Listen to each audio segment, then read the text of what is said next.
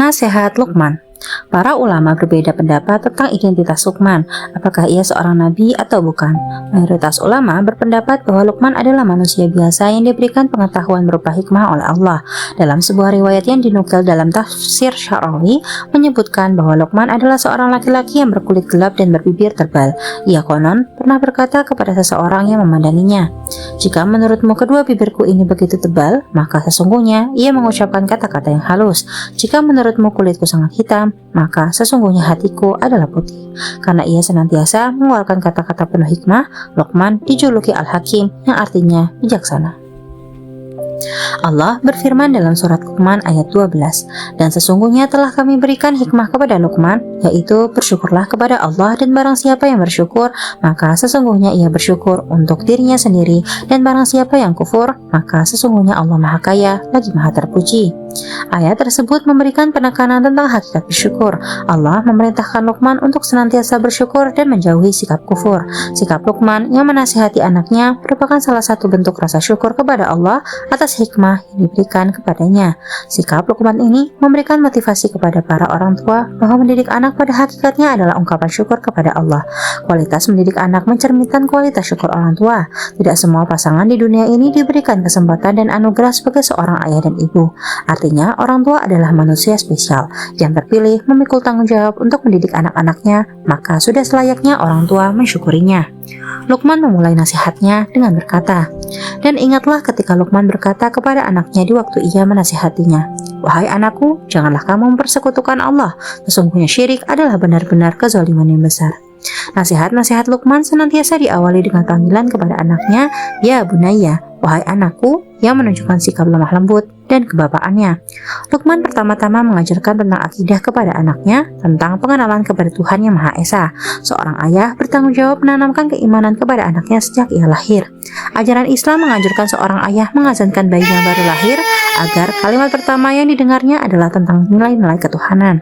Bayi yang baru lahir belum memiliki dosa, begitu suci sehingga orang tualah yang kelak membentuknya.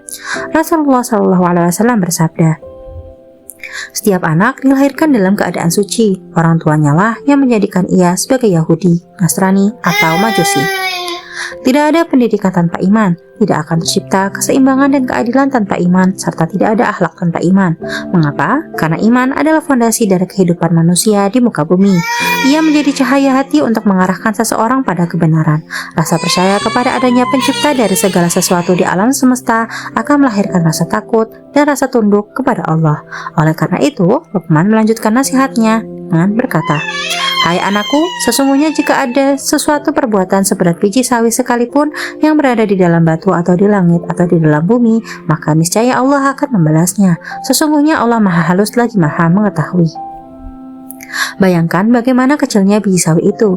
Ia hampir sama ringannya dengan biji kapas. Namun Luqman menegaskan kepada anaknya bahwa kebaikan yang seringan biji sawi pun akan dibalas oleh Allah.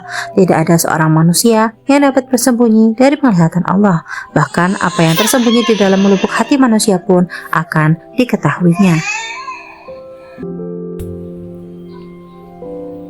Kualitas keimanan dapat diukur dari rasa takut kepada Allah. Menanamkan rasa takut kepada Allah dapat dimulai dari hal-hal sederhana. Misalnya, kenalkanlah anak dengan apa yang disebut dosa. Saat anak ketahuan berbohong, beritahulah ia jika berbohong adalah dosa. Kisahkanlah kepada anak tentang adanya malaikat pencatat amal dan bagaimana isi surga atau neraka. Saya sering menemukan seorang ayah yang justru menakut-nakuti anaknya dengan hantu ketimbang takut kepada Allah. Akibatnya, pengaruh takut itu tidak akan bertahan lama dan membuat anak mengidentikan ketakutan dengan sesuatu yang horor. Tak jarang pula ada orang tua yang kehabisan akal menegur anaknya sehingga mengancam dengan ungkapan-ungkapan seperti, "Awas, nanti mama panggil Pak Polisi," atau "Ayah akan lapor sama gurumu." Takut kepada manusia atau hantu berbeda dengan takut kepada Allah. Rasa takut kepada Pencipta pada hakikatnya adalah fitrah setiap manusia. Rasa takut itu akan menjadi rem dan alarm yang mengingatkan, mencegah, dan mengendalikan. Mengajarkan anak-anak bahwa apa yang mereka kerjakan akan memiliki konsekuensi di sisi Allah secara tidak langsung akan membentuk keimanannya.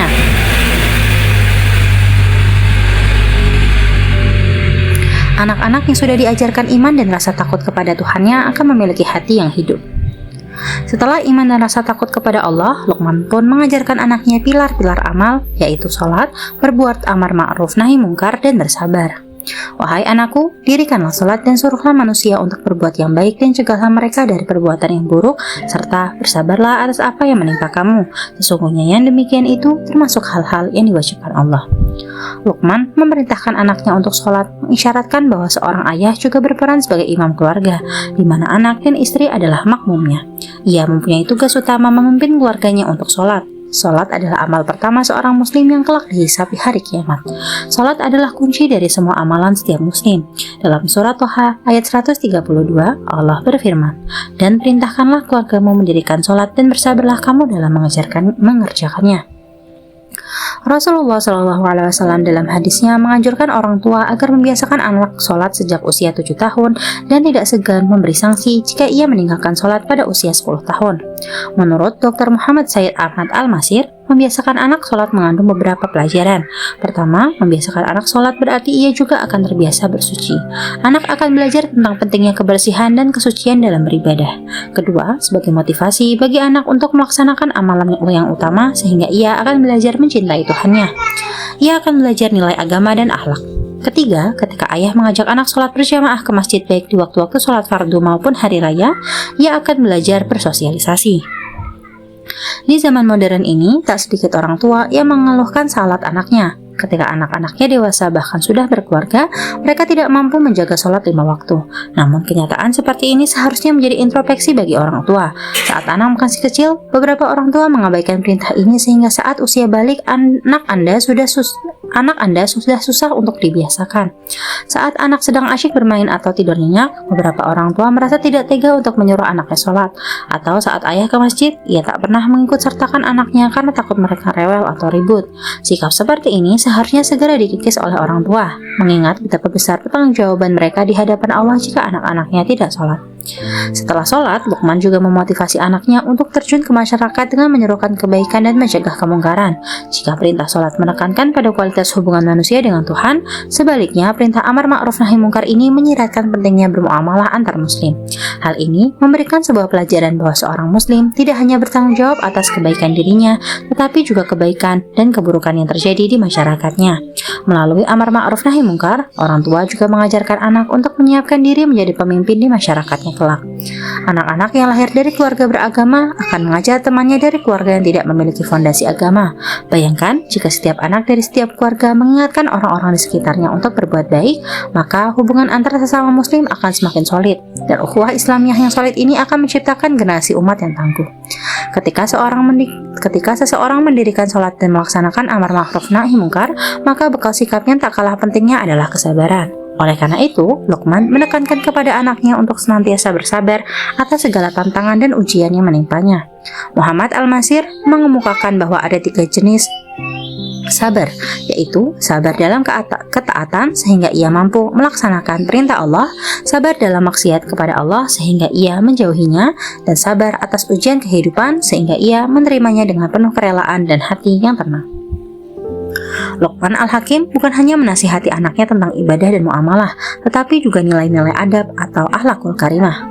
Luqman pun berpesan kepada anaknya, "Dan janganlah kamu memalingkan mukamu dari manusia karena sombong, dan janganlah kamu berjalan di muka bumi dengan angkuh. Sesungguhnya Allah tidak menyukai orang-orang yang sombong lagi membanggakan diri.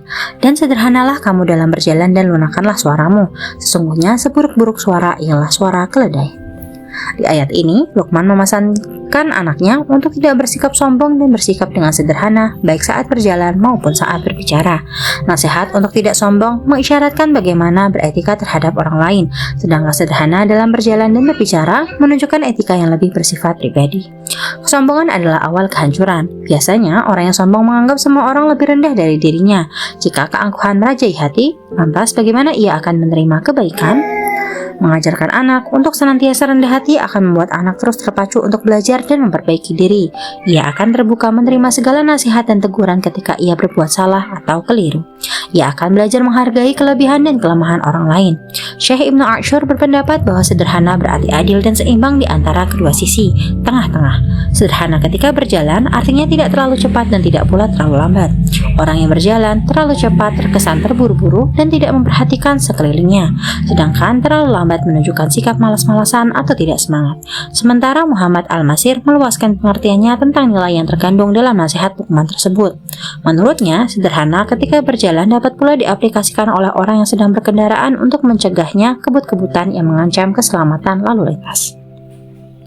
Adapun nasihat Luqman tentang merendahkan suara dapat diterapkan ketika anak sedang berbicara, tertawa, bermain, ataupun aktivitas lainnya.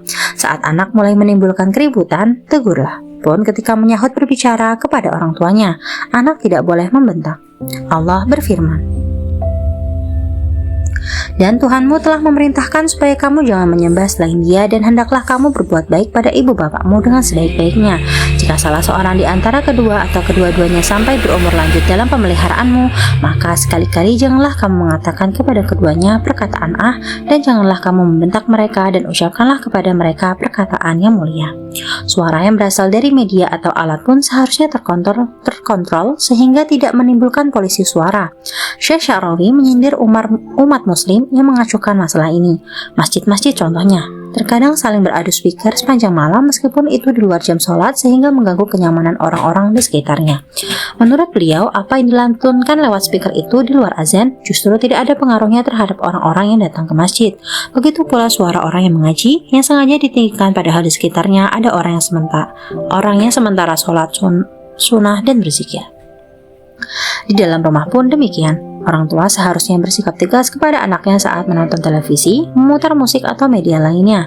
Anak jangan sampai menonton televisi atau memutar alat musik dengan suara yang menyeberang hingga ke tetangga. Atau ketika azan berkumandang, orang tua sebaiknya membiasakan untuk mematikan semua media elektronik agar anak diingatkan untuk melaksanakan sholat. Demikianlah nasihat-nasihat penuh hikmah Luqman kepada anaknya yang terekam dalam Al-Quran.